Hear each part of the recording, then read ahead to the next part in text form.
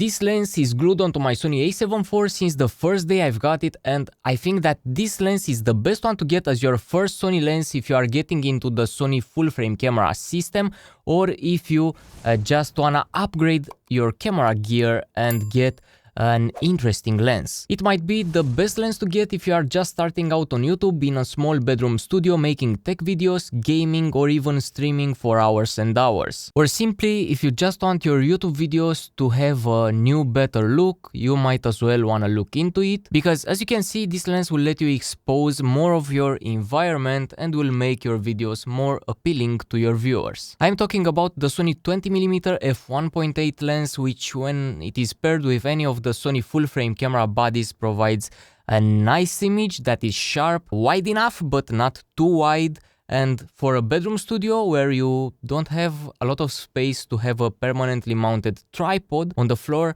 it is perfect. I have this lens mounted on my Sony a7 IV right now, and by the way, if you wanna find out why the Sony a7 IV might be the best entry-level Sony full frame camera for an YouTube studio, you might wanna check out this video right here. Okay, so let me tell you some things about the 20mm f1.8. It is an ultra-wide angle lens, which makes it great when you are tight on space or you just wanna capture more. It doesn't distort the image in an unpleasant way, and it is not anywhere close a fisheye lens. It has a Sony G Master build quality, but at a cheaper price. It is constructed in the same way with the same materials as my Sony 16-35mm f2.8 G Master Mark II.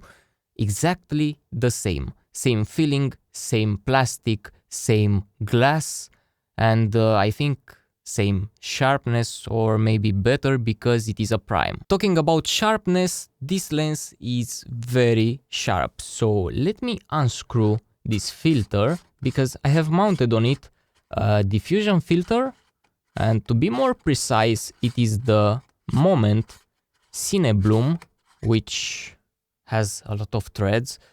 Cinebloom 10% diffusion filter. So yeah, it is this sharp. Sharp enough for you?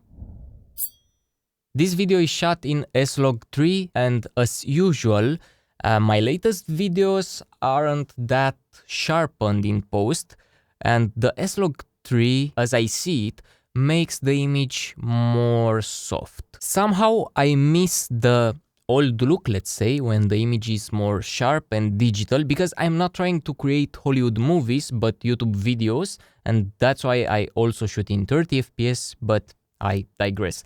Anyway, if this video is sharper than the other videos, it means that I finally adjusted my LUT and we are good now. This lens can focus very close, which is great for product shots.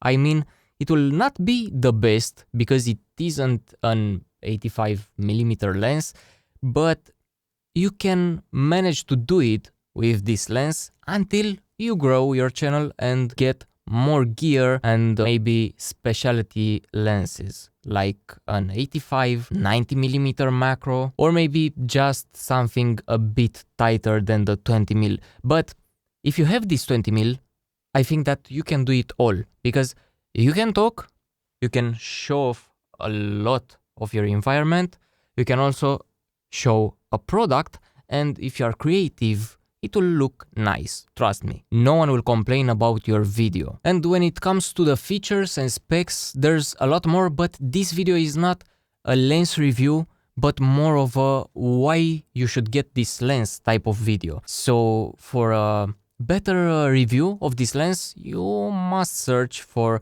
another YouTube video, because there's a lot of reviews and this lens is pretty popular. So you will find good technical reviews out there. As I said earlier, this lens would be my first lens that I would get to pair with my Sony a7 IV when it comes to video. And let's play a game. Let's say that someone overnight breaks into my house and steals all my camera gear, and I am left with nothing. I have a tight budget to get a new camera.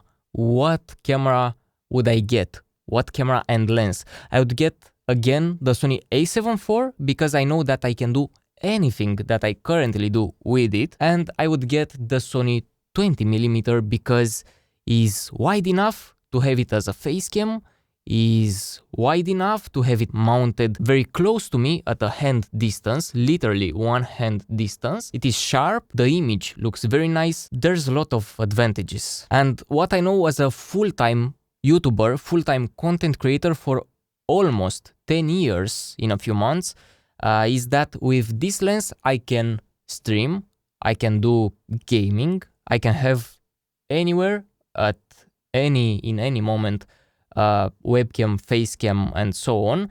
And also I can do all my YouTube tech reviews here on this channel, on my main channel, on my other channels, and also I can go with it outside, take some street photos, and maybe some b-roll of my motorcycle, for example, at night, because it is f1.8 and I usually do night rides. I like riding in the night or at the night. Yeah, I'm pretty convinced that this lens is the best one to get.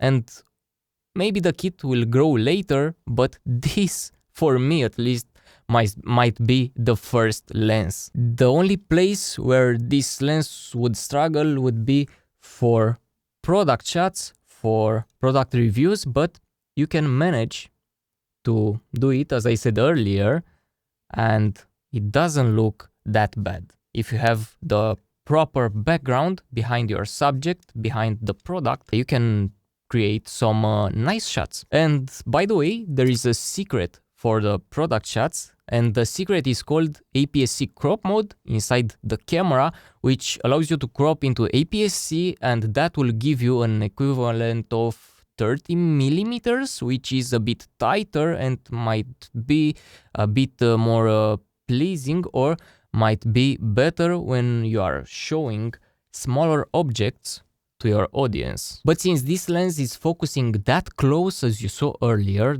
that's, I think, the minimum distance, which is from the front element somewhere around 15 centimeters. This lens paired with a nice background and some nice moves will create a good enough product shot for your videos. And there is an alternative for this lens for those of you who might not wanna expose that much of their environment, or simply they want a tighter shot. And here comes the 35mm f1.8, which is tighter, also a wide lens. 35mm is considered standard or close to wide, I think.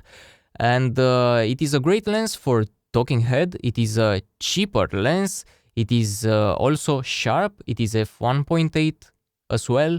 And it is great for a lot of people when it comes to video. Would be even better for product shots. And if you have a desk that is a bit bigger than mine or deeper, it might be also great to use as a face cam, and will maybe not be that boring because of its tightness. If this video helped you decide which lens to get next for your Sony camera, consider subscribing and check out the other videos on the channel on camera gear. We are getting close to reaching the 1K subs milestone on this new channel, and I want to thank you so much for watching and for being part of the community and being in the first 1000 people that hit the subscribe button. Thank you.